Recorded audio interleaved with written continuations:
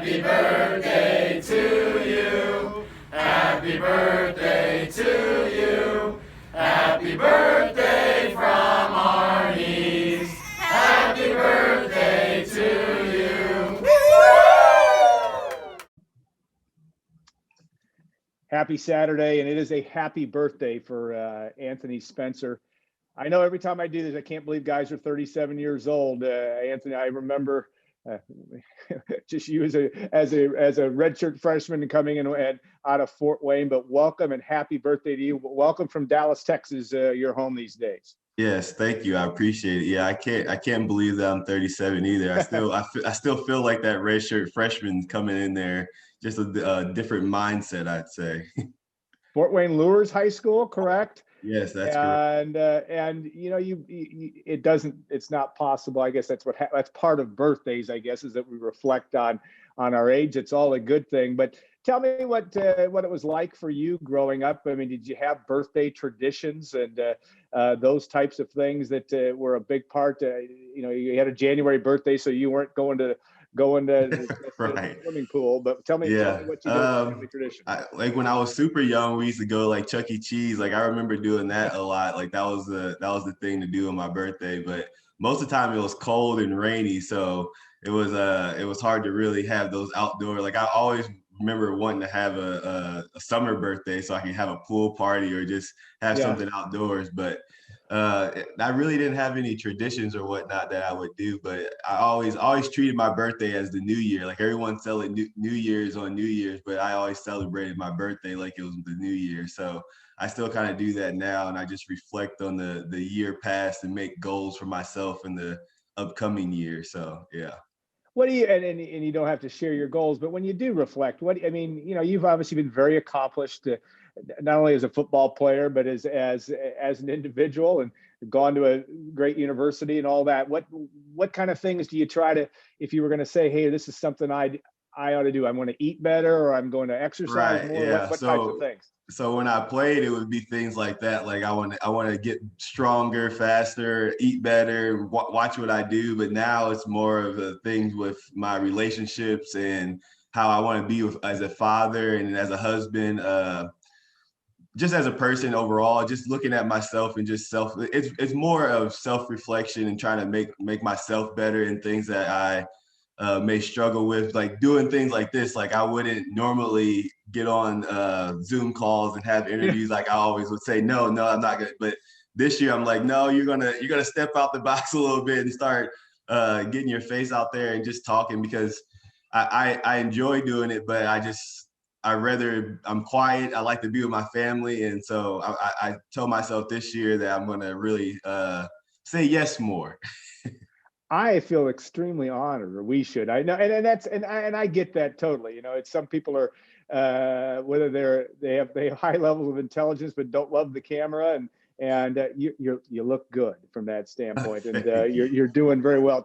Tell me and share what you would like about your wife and family, and what's going on with your family life these days. I got a 4-year-old and a 6-year-old. They're about to turn 5 and 7. Their birthdays are both in February, so they keep me on my toes and keep me the why is always the next question. So just being involved in their life, and they've been doing the homeschooling thing, so that's been a real big adjustment. And then with my wife, like we run multiple different business ventures, so just being able to balance that aspect of partner and like working together. So just having that good balance and being able to communicate with one another and just be open and just grow from one another's experiences. What is your best skill as a teacher? I'm gonna, because you probably got to do some teaching then if you're doing some obviously during this pandemic. What are you, a math guy, or are you a I love, that's what I started as a engineer major at Purdue for about a semester, and then I was like, well, that's okay. So but yeah, I love math, but I would say just being patient. I feel like patience is probably my number one attribute in that aspect. when you look at your kids and they're about to be 7 and 5, and we all as parents, and I have 2 children as well, you see parts of yourself, you see parts of your partner in there. What are they like you, or are they like? I mean, what do you Oh, notice when that comes? they're a great mix, which I love because they have my patience and wants for knowledge type thing, but they have their mother's spirit and talkability. Like they Yeah. love talking. Like they're not very quiet. So I love that about them. Yeah, Yeah. they're a very good mix. Good. Well, that's a blessing in its own right. Tell me a little bit about your business ventures that you care to share in terms of what you like to do and what you're working on from that standpoint.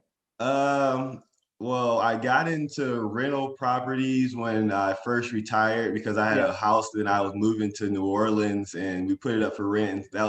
And I just ended up buying houses with a lot of the money that I made. And so I run that, and then we do a little bit of insurance with property and casualty, a lot for just friends and families and people that I've met over the years. And recently I just got into doing a thing, Hot Works. We're going to be Yeah. bringing it up into Fort Wayne this year sometime. So I've gotten, I really go into things that I feel that everyone's going to need. Yeah. And I enjoy doing, because I like doing the reconstruction. Like we do a lot of construction on our homes before we put them back out there, put them back on the market for a fair price. So I enjoy building things. So I'm starting the Hot Works now, and I'm looking forward to that. And then me and my brother, he just got into uh, alkaline water with this Yeah. company called Water Tree down in Houston. So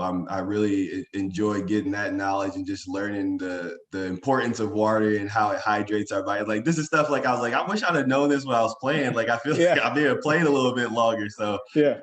I like doing things that I don't know much about that I feel that are important.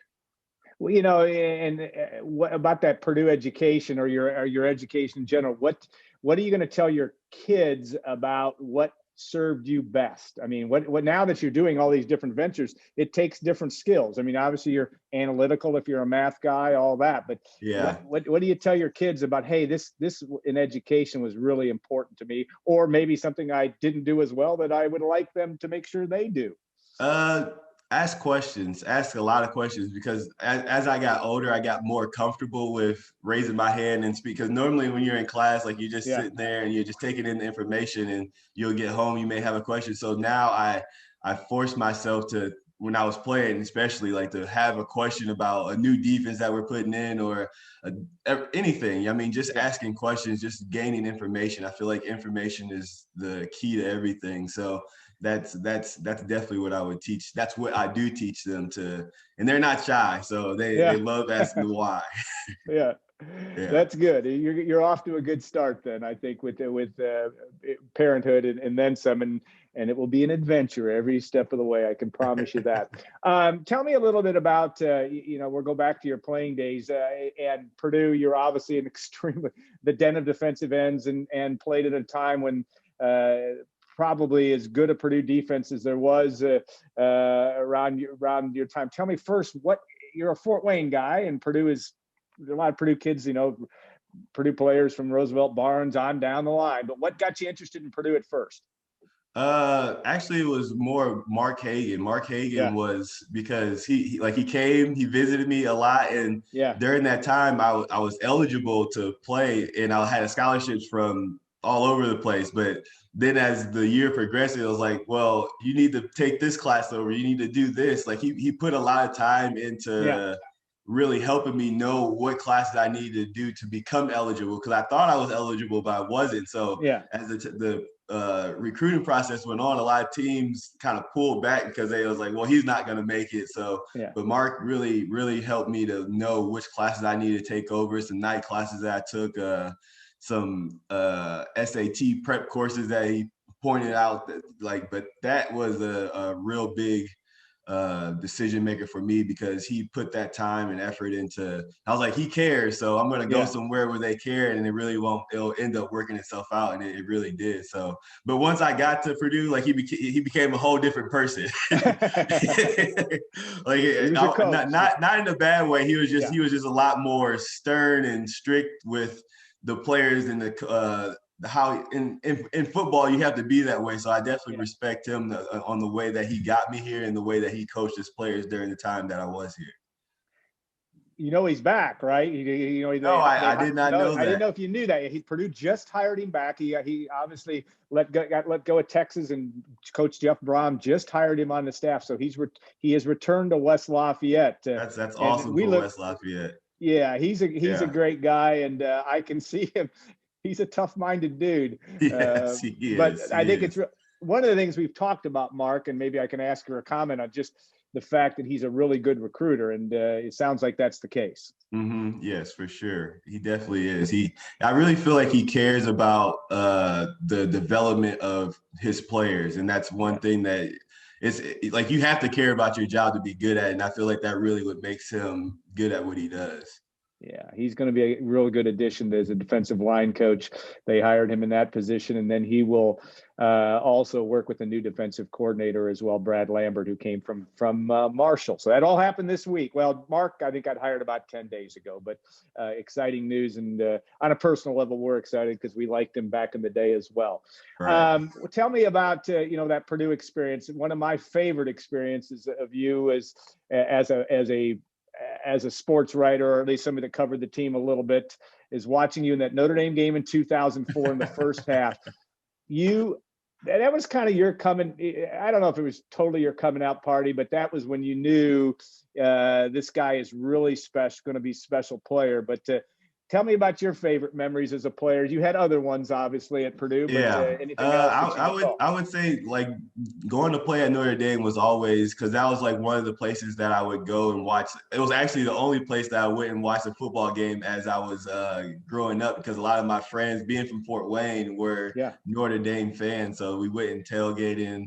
But I didn't have the opportunity. They didn't really recruit me as much. So I've had a kind of a chip on my shoulder whenever I went there. So I definitely always enjoyed playing in that aspect. But my whole senior year was awesome for me because I really put a lot of work in during that off season, and then just seeing the fruits of that labor come to fruition throughout the season and just build and just have the season that I had, and then the success for the team that we had. And I really enjoyed just being a captain that year. Like that whole season was very enjoyable for me. I remember I have vivid memories of a lot of the games that we played.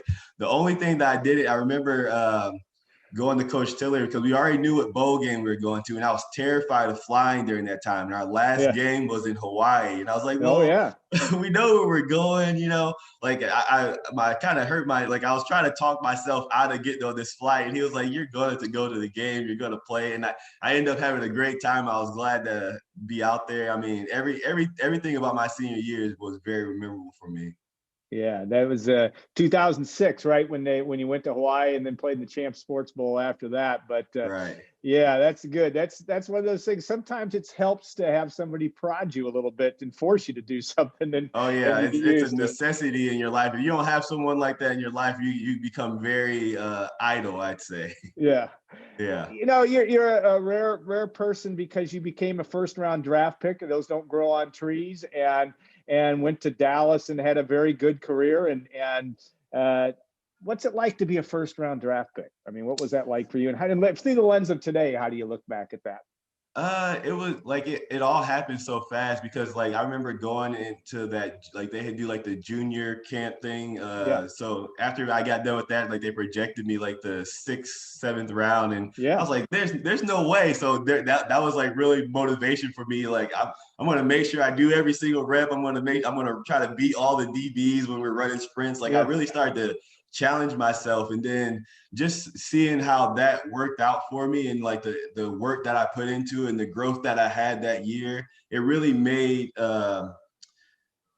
everything after that a lot easier for me to run any sprints, watch what I'm eating, really start to stricken up a lot of different things. But being a first round draft pick, it was awesome. Like, cause I remember the day, and I talked to a few teams and they were saying that they may pick me, they may not pick me. And then as the draft went on, all the teams that I talked to picked earlier, and it was like, well, I guess I'm going to be. And then I think Dallas ended up switching with Cleveland or someone, and they drafted. And it just happened so fast, and I was like, oh, it was very exciting. It was super exciting. And as I look back on it, they invited me to go to the thing in New York. Yeah. But like back then, I never liked being in the spotlight type thing. So I would like, nah, I'm just going to have it at my house. I just want to watch it by myself. But my mom ended up inviting the entire neighborhood and news cameras and everything. So it ended up being, I really enjoyed the experience. It was something that I didn't foresee for myself, but definitely glad that I had it. You played with one of the greatest brands in all of sports history, the Dallas Cowboys. You're a Dallas Cowboy. I mean, I know you had last year with the Saints, but tell me what that's like, because your career was a very solid one. You had injury at the end and all that, but that's a big deal to be a part of the big D, so to speak, at Dallas. I mean, does that help your branding as Anthony Spencer in the business world, or how do you view that? It's a very thin line, because a lot of people they know me from it, and so I'm able to get into a lot of different rooms.